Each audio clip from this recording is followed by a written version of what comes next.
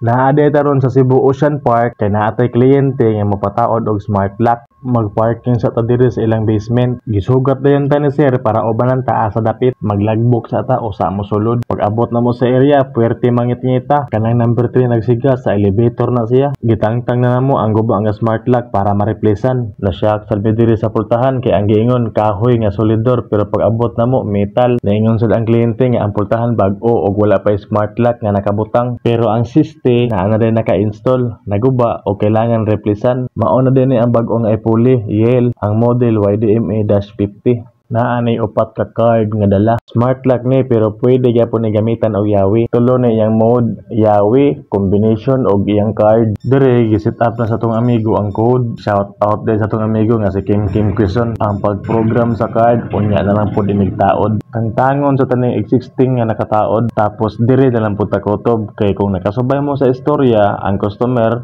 niingon nga bag-o nga pultahan, solidor kahoy og dili replasanan. Pero pag abot ang pultahan metal og na nakatao daan, surveyhon man ta ni daan pero asap man maong nangutaan na lang kog detail sa pultahan. Charge to experience na lang ginantanan.